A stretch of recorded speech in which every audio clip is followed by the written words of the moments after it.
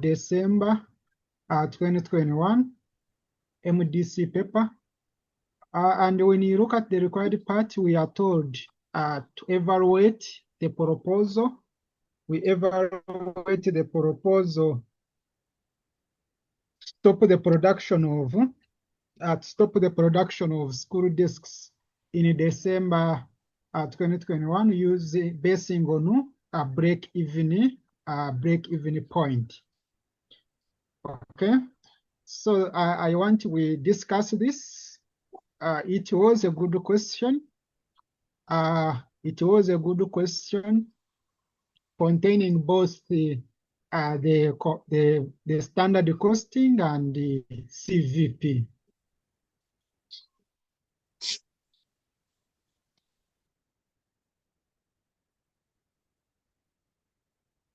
Okay, so it is a question with both the standard costing and the CVP analysis.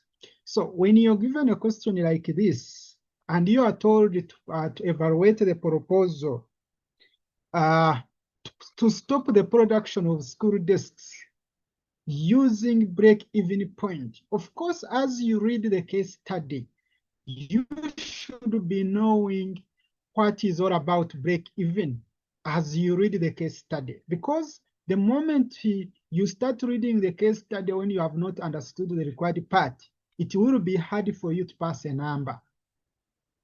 You will be wasting time.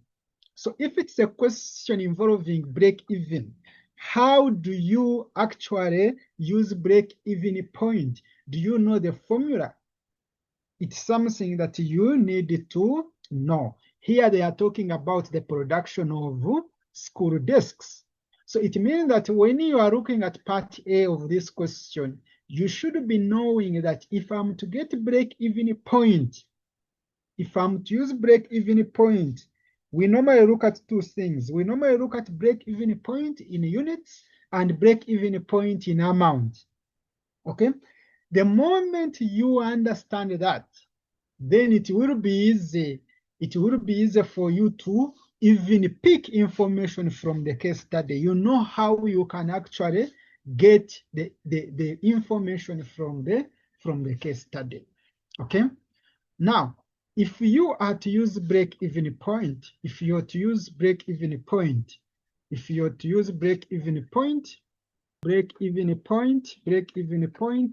in units. Let's start with in units. Do you recall the formula? Remember, break-even point is at a point where we say that the company has recovered all the initial investment. Break-even point is a point where total revenue is equal to total costs incurred. At break-even point, your total revenue is equal to total costs. So it means that before the break-even point, you're still in a loss position.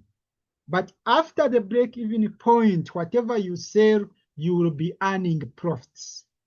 Okay, it's something to know. So we want to see what are those units you're going, how many units can you sell to break even? That's what we are trying to look for.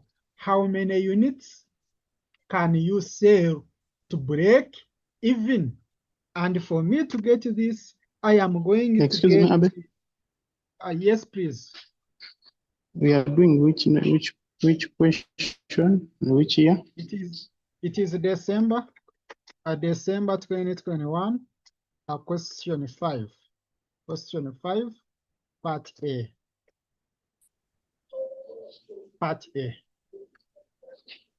So from break-even point, you need to be knowing the formula. That is the formula that you must know. If you are to get break-even point in units, okay? If you are to get break-even point in units, if you have the break-even point in units, it becomes easier for you to get break-even. It becomes easier for you to get break-even point in shillings. And how do you get this? From your you simply get the break-even point in units. Break-even points in units. Then you multiply by the unit. by the unit selling price. You multiply by the unit selling price. That's how you get. That's how you get. That's how you get a break-even point in shillings. The break-even point in shillings. Please take note that if you are given sales mix, if you're given sales mix, if you're given a sales mix, if you're given a sales mix, if you're given a sales mix in the question, the break-even point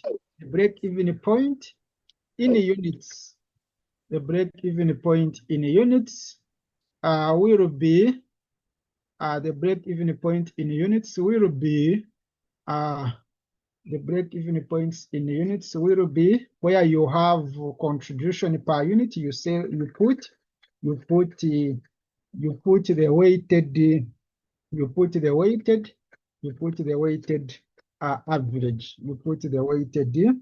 weighted average contribution, the average weighted average contribution per unit, where weighted average contribution per unit is equal to the contribution per unit, then times the sales mix, the sales mix. I believe if you have already followed the sessions about cost volume profit analysis, you have seen these formulas, and I believe it is not a problem. Now, from the question, we are going to analyze. If we are to use break even, do we have this? Do we have total fixed costs? Do we have total fixed costs? Do we have the target profit? Do we have the target profit? Can we get the contribution per unit? So the moment you understand that, then it will be easy. It will be easy as you analyze the question. But remember, as I have said, you need to pay attention. Some questions will be involving the budget. Like this question, it involves the what? Sorry, some questions will involve the variance analysis, like this question. So what are we given from the case study? What are we given from the case study? We are told that MFM, located in Mbarara City, is a company known for production of high quality furniture using standard and activity costing systems to manage costs and maximize profits. MFM director is in the process of discontinuing production of school desks due to their perceived low levels of profitability. However, on the contrary, the newly recruited accountant of MFM wants the production of school desks retained so long as it can break even. When they say so long as it can break even, take note that they are saying that so long as you can sell and be in a position to recover the initial costs. That's what they are trying to mean. Can you be in a position to recover the total costs incurred from the sales you have made? If yes, then we say that you can break even. Okay, this is a report for the month of November.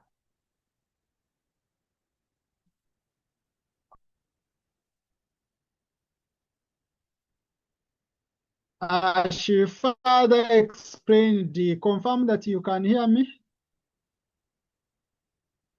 Yes, we can. She further explained that the variance analysis report for the month of November 2021 indicates that the school desks are performing well. It's selling at 80,000. That is the selling price for each school desk. That is the selling price for each school desk. Okay, we are told that below is a standard cost card for a school desk. Here you are looking at only one desk, one school desk. The direct material you have. Remember, this is the standard cost card, shows the budgeted information, but based on one unit.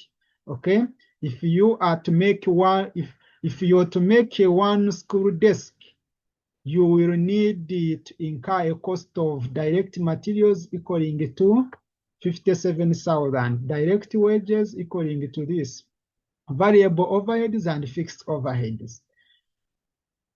Below is the extract of the variance analysis for the month of November 2021. So you have the variance analysis report.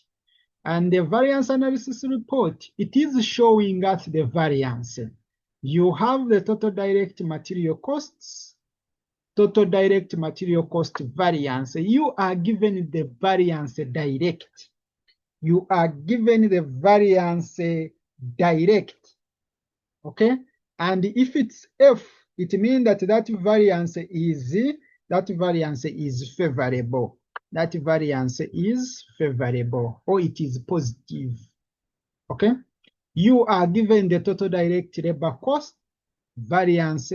You are given the total variable overhead cost variance. You are given the total fixed overheads cost variance.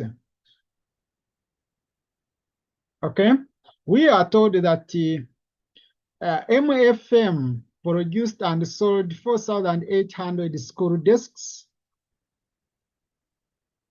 We are told that MFM produced and sold 4,800 school desks during the month of November 2021. It is a practice for MFM to use previous month's performance values as budget estimates for the subsequent month. So you have the total number. You have the total number. MFM produced and sold.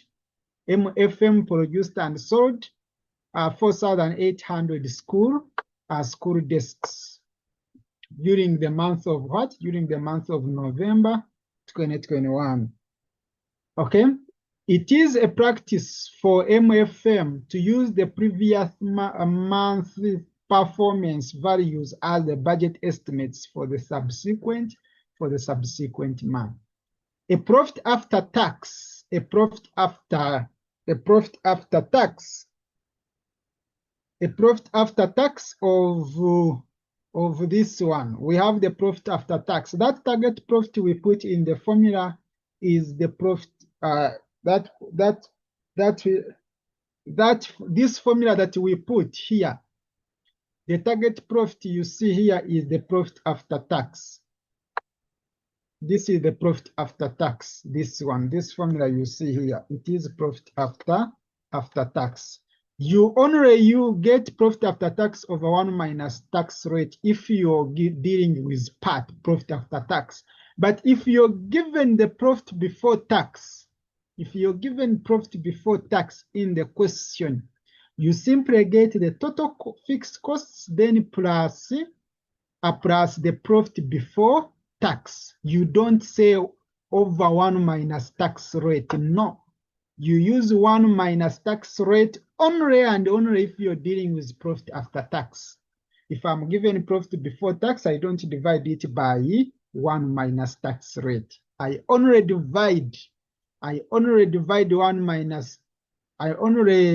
put the denominator if I'm dealing with profit after tax. Okay, let's move on. We are told that the profit after tax was this one, and that was targeted to be released during the month of December. From the production of school desks, and you're given the tax rate, which is 30% in Uganda. You are a management consultant.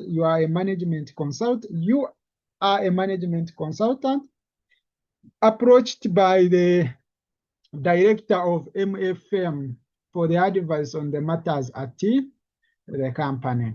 So this is our information. The question is, how can we get the total fixed costs? What we are given in the question,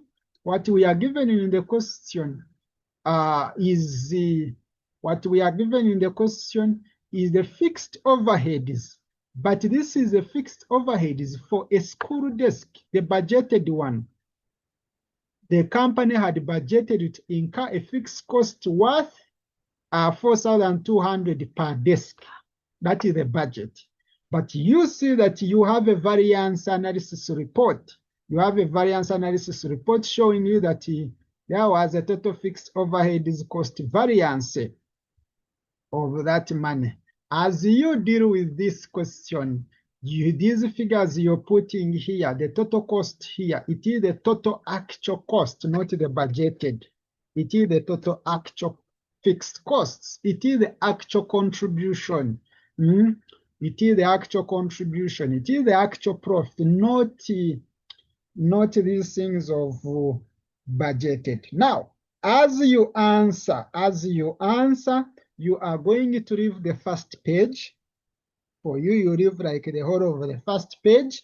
Then you go and do the workings. Because you will need the fixed costs, you will need the contribution per unit. But how can you get this? How can you get this? Whenever they mix variance analysis with other topics, students struggle. Yet these are topics that are very easy. Okay, so this is workings. These are topics. Remember, variance cannot miss in your paper. The standard costing number cannot miss in your paper. That one cannot. Just that the way they can ask may be different, but that one cannot miss in your paper. The standard costing, variance analysis. No way. No way. It's a core topic. So we are going to start with the fixed costs.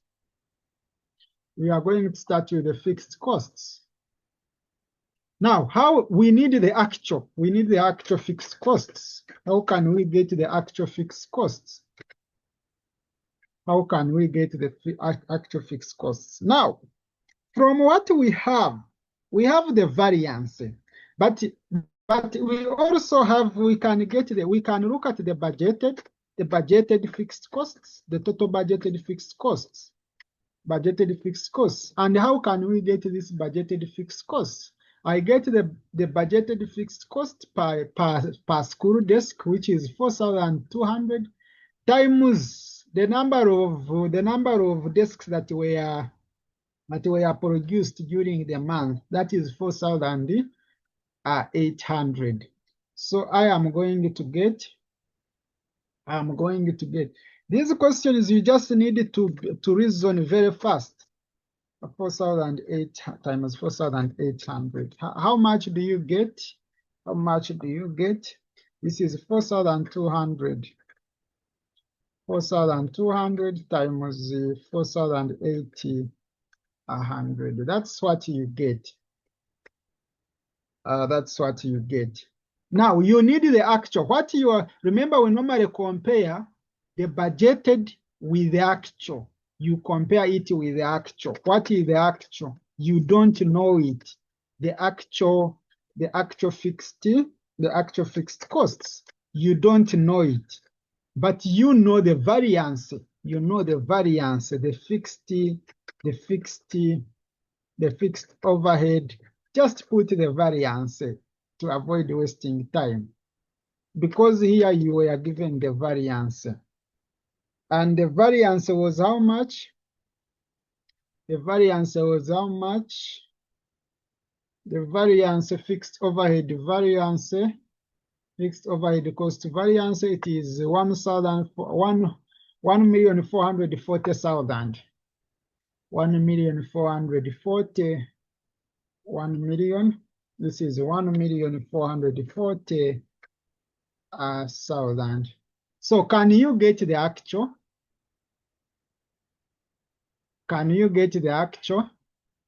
If you have this information, can you get the actual? Remember, this is favorable. The question is, can you get the actual? Yes. How can we get the actual? We are going to add. We are going to add. You Yes. need it to be steady. You need it to be steady. Remember, this is what? Favorable. This is favorable. Remember, this is a cost. For a cost to be favorable, for a cost to be favorable, for a cost to be favorable, actual cost must be less than the what? Must be less than the budgeted cost, isn't it? For a cost to be favorable, for a variance to be favorable, for a cost variance to be favorable, actual cost must be less than the budgeted. Eh? Yes, isn't it? Because there it means that you would have incurred less compared to what the company had budgeted to incur. If you incur less, you are saving. That is a favorable variance you are saving. So the moment you know this, it will help you. It will help you to know whether you're going to add or whether you're going to subtract. Now you have the budgeted and the variance.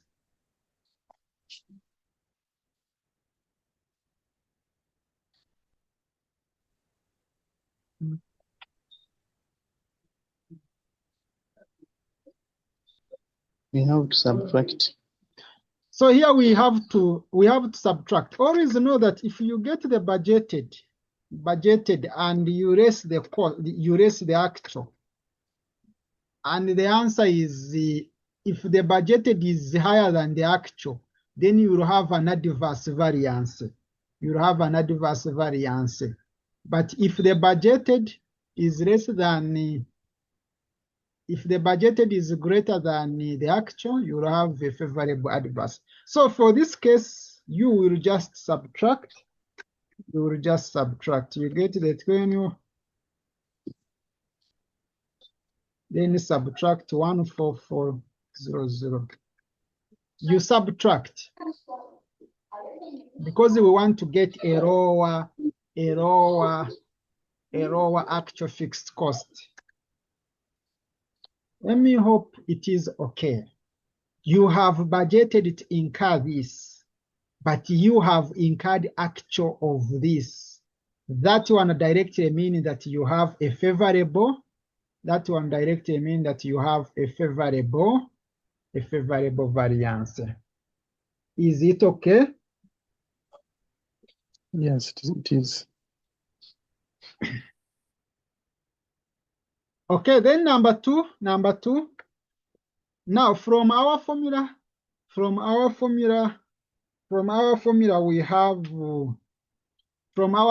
have the fixed costs. We have the actual fixed costs because this is our formula. Our formula, we have a fixed cost. So that one we have it now. This is the actual fixed costs. That is the actual fixed costs. Okay, it means that you will need other things. You will need other things as you do, because you need the contribution. You need the contribution per unit. How do you get the contribution per unit? How do you get this contribution per unit? Contribution, you get the unit selling price minus the total variable cost per unit. That's how you get this is the actual unit contribution. You get the unit selling price minus the total variable cost per unit. But from what we are given,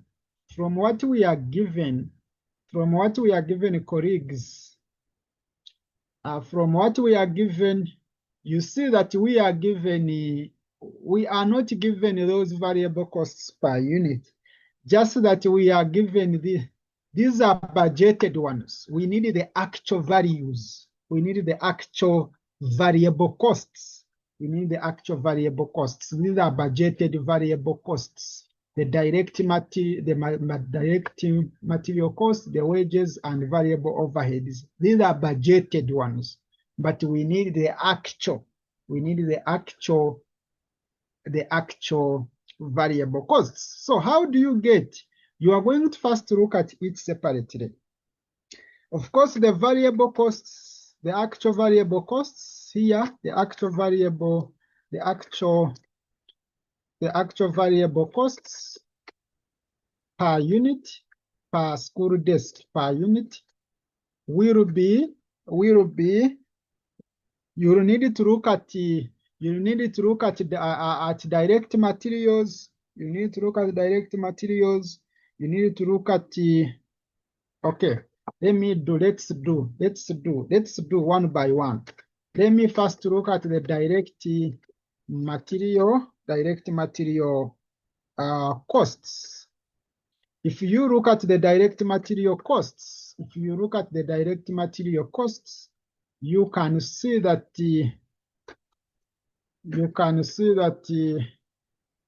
we have the budgeted and the variance.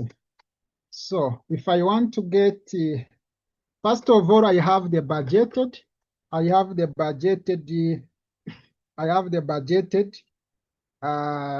direct material cost per unit, which is equal to, from the question.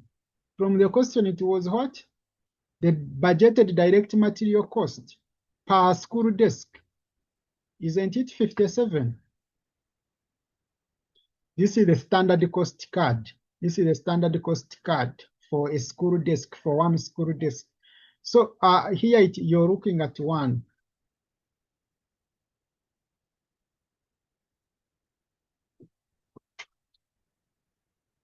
Here it all depends. It all depends. One student can first say, okay, let me first get the total budgeted direct material cost by getting the 48,000. Those are the number of units produced, then times the 57. But you will be wasting time. But all of you get the same answer. 8 times 4,800 times 5,700. That's what you get. That's what you get. You compare this. You don't have the actual. You don't have the actual direct material costs. You look for it. But we have the variance. We have the variance. We have the variance as what? From the question.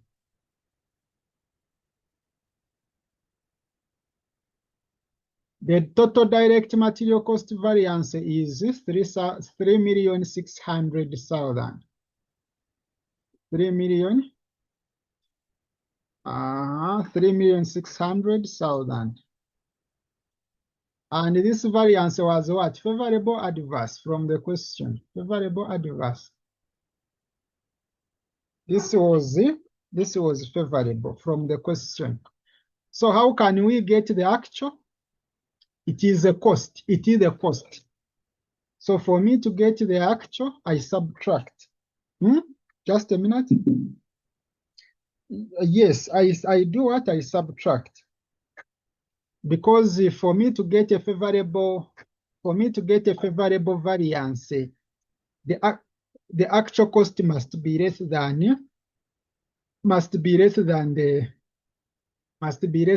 budgeted. Okay, colleagues, I need we move together.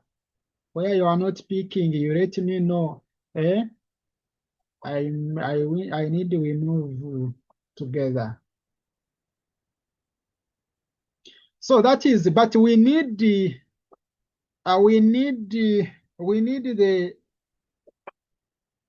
okay, we can do this at the end.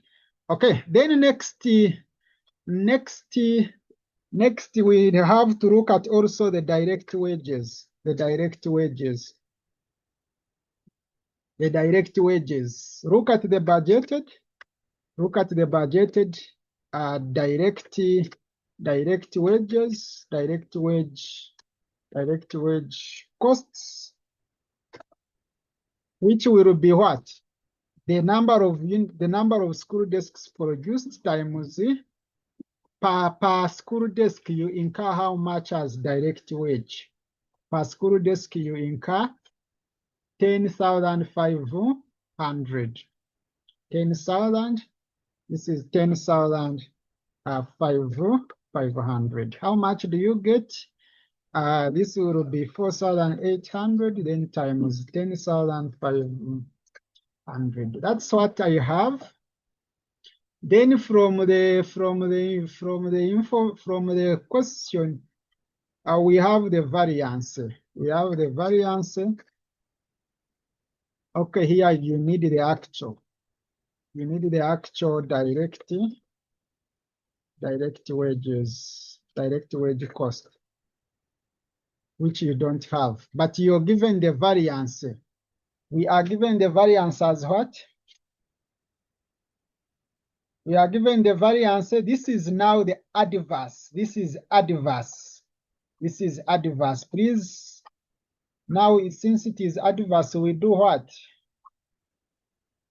This is adverse. Now we do what? We add. We add. Adverse meaning that the actual costs you have incurred, the total actual costs you have incurred are higher than what you had budgeted to spend.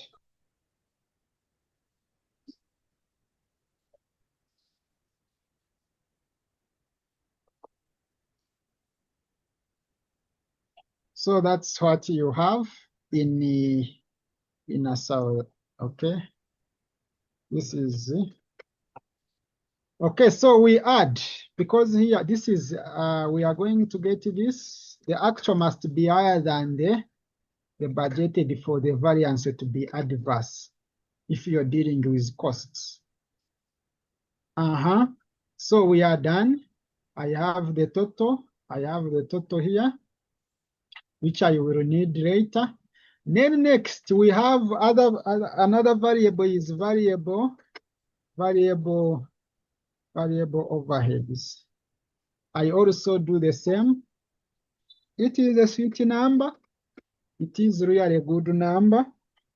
Just that the way you reason when you are in an exam matters a lot. So the budgeted variable overheads will be the 4,800, times what is the variable overhead per school desk?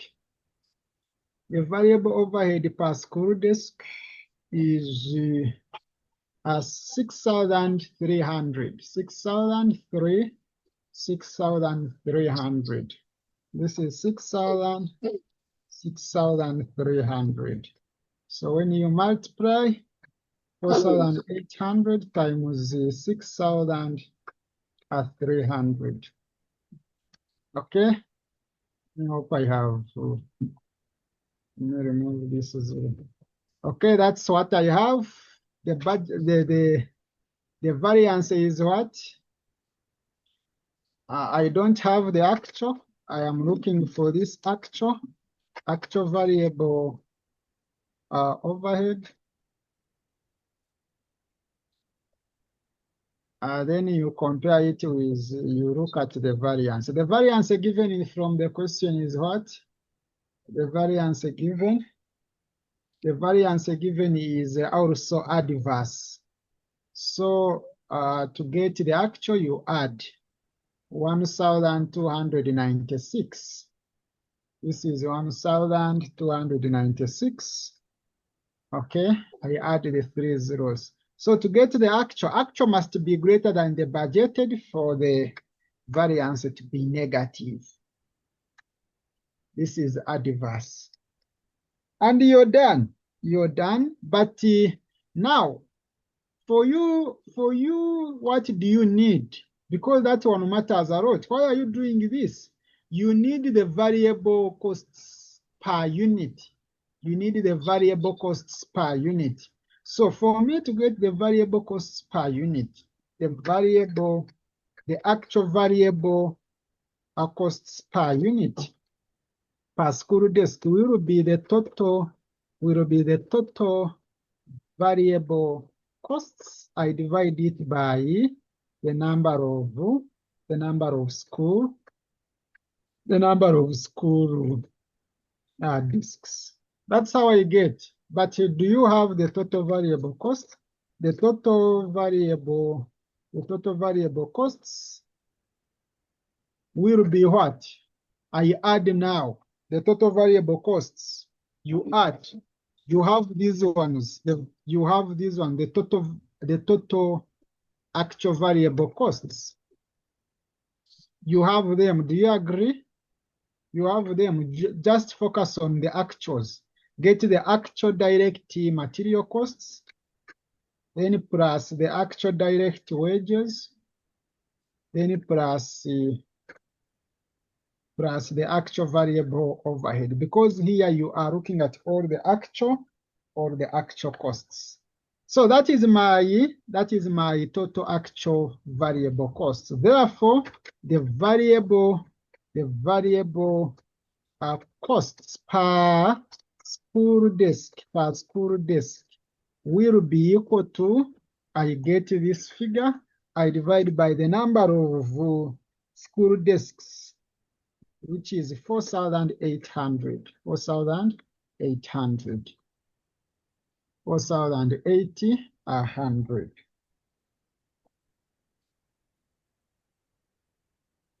That's how you, and what was our, but I think here we had made the column, I had typed column figure.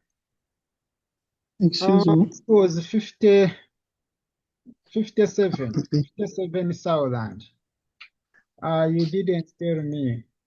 This was what? On direct, this was 57,000. Do you agree? This was 57,000. So I think this one I was supposed to add the 3 zeros.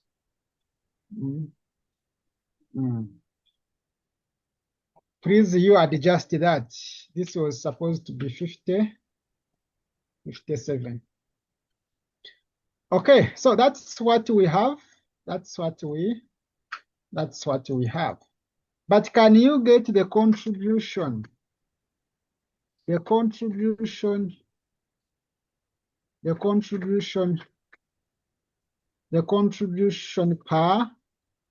unit. The contribution per unit is unit selling price minus total variable cost per unit. Do we have the selling price in the question? It is 80. We have 80,000. They told us that the each selling price at 80,000. So that is 80,000 minus the total variable cost, which is 73,650. So how much do you get? You get shillings.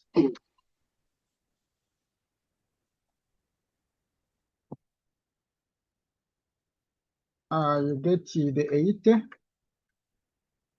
minus this. So that is my contribution per unit. I'm not going to use the colleagues. I'm not going to use this formula, the weighted average contribution per unit. Why? Because I don't have the sales mix. I am not going to use this formula because I don't have the sales mix. Sales mix can only also come when you're selling different different products. But if you're selling one product, school desks, there is no way sales mix is going to appear. Sales mix can only appear if you're selling more than one product. Okay. So from the formula, what else do I need? I think I'm done. I'm done. Because I have the target profit, I have the tax rate. It's a matter of, from here, it's a matter of substituting in our formula. Therefore, the break-even point, in units, we can first get the break-even point. In units will be what? It will be substitute, where you have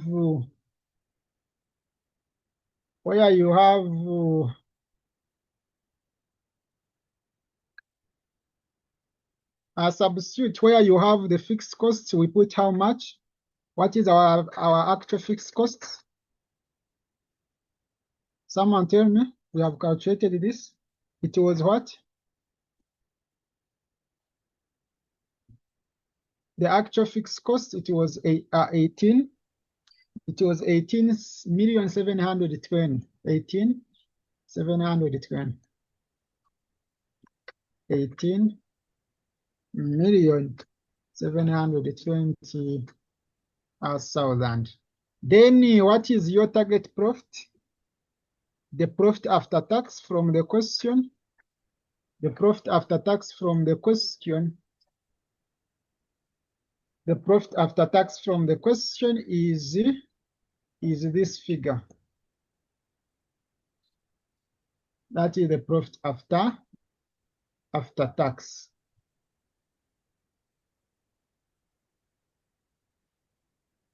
Then what is the tax rate? 30%, 0.3. Then the profit, the contribution per unit. The contribution per unit, we have calculated the contribution per unit as how much? What is our contribution per unit? Our contribution per unit is 6,350. 6,350. This is 6,350. What do you get on your calculator? First get this. First get this. Divide by 0.7. Excuse me. Because 1 minus 0.3 is 0.7. So get this, divide by 0.7. The answer you get, add this, then everything divided by this. Yes, please. Let's go to the worksheet of contribution.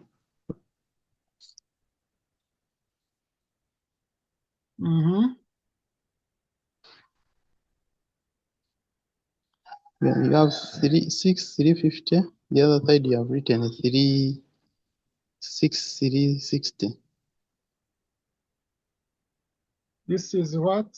Just a minute. Oh, this is 50.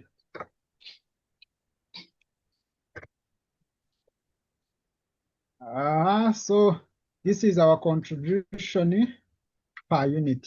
So on your calculator, put this, divide by 0.7, because 1 minus 0.3 is 0.7. So get this, divide by 0.7, press equal signs, plus this one. Equal signs, divide by this. Equal signs again. What do you get? This is shillings, how much? This is not shillings, it is in units. Here you will get how many discs? I'm having the 4,560. 4,560 school discs. So that's what we have as our break even. So our break even in shillings, from this, we can also first get the break even in shillings, which will be the break even point in units. We have, that is this will be 4,560 school desks times the unit selling price, which is 80,000. And what do you get? This will be shillings how much?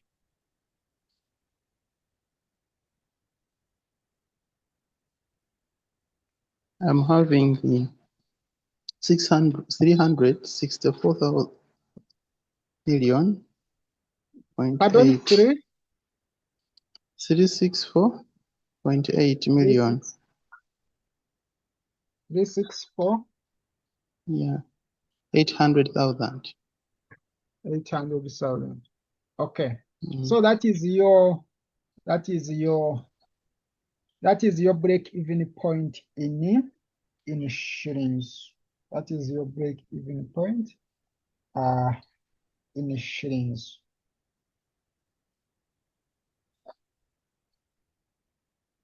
If you want to know the actual profit you can get, rather the actual revenue could be,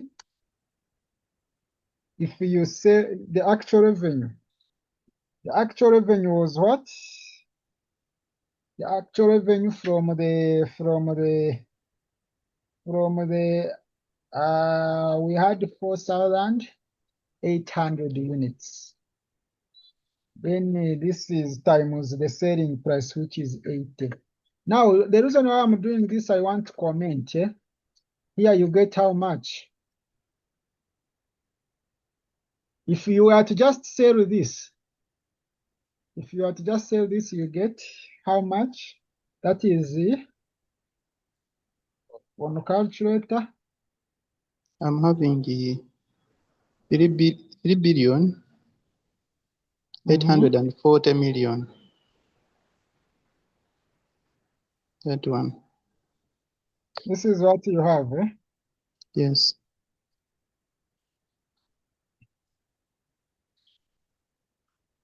Let me hope you have not added a lot of zeros. Try No. again. Try again. I've added more. Yes, I've added more. So it should be. It is It should be 384. like this. Yes, reduced just by 1 0. So what do you see here? What comes into your mind when you have something like this? What comes into your mind? Or when you have something like this? Now, conclusion, comment. Remember, we are told to do what? We are told to, from the required part, we are told to do what? We are told to evaluate the proposal to stop the production of the school desks. Would you recommend these guys to stop producing school desks? Or they can go ahead and produce. Now, for you to comment, of course, here we can say comment. We are saying that MFM should not stop the construction of school desks, since the actual school desks of this is what we had in the question are greater than what? Are greater than the break-even point in units. And this was our break-even point in units. We had calculated this. This is our break-even point in units here. Okay, and also when you look at the actual revenue, the actual revenue or the actual sales is greater than the break even. It means that you will be in a position to recover your initial. The moment you find that the break even point in units, if your break even point in units is greater than the actual units, automatically tell the company to go ahead and produce. They will be in a position to break even. They will be in a position to recover their initial investment. And from the break even point, you see, you need only to sell this. This is what we mean. You need only to sell this to recover all your initial investment. Any unit, any school desk you sell, starting from 4,561, any additional school desk you sell after this, you will be making profit. Remember, you have produced this. This is what you have produced and what you want to sell. So it means that the difference between this and this will give you the total profit. The total profit. The units between this and this will help you to get more profit. And the profit will be what? The profit will be as a result. The actually here, this is margin of safety. Because margin of safety, you look at the actual minus the break even. If they ask you the margin of safety in units, you get this 4,800 minus the break-even point,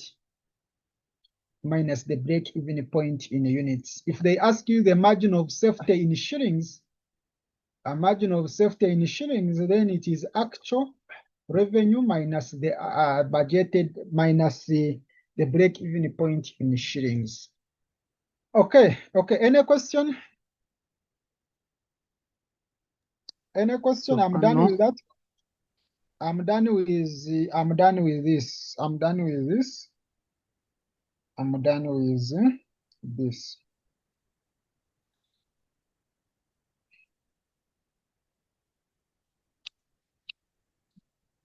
Please practice. CVP is very common as well. You may practice different questions. There are a lot of questions. And when you check on that channel, I also discussed session 2. On that channel, I discussed MDC questions. But you will see we have discussed December, there is October 2021. Actually, it was question 2 and 3. So October 2021, you check there, you have your March 2021 question 1A, and B. Then you have June 2022, question 4. Then you have, it is a common area, August 2019, question 4. Question 4, A and B. Then you have the August, but I don't think you have time to do this. August 2021, question 1, and December 2022, question 4B. There are a lot of questions. Just let me stop here. There is November 2019, March 2022, March 2022. All those questions have what? Have the CVP.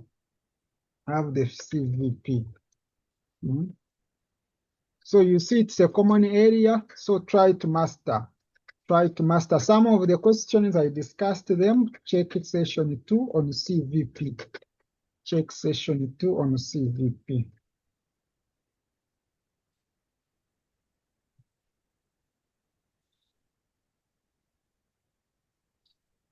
So if you can practice all these questions, on CVP, you will be good to go.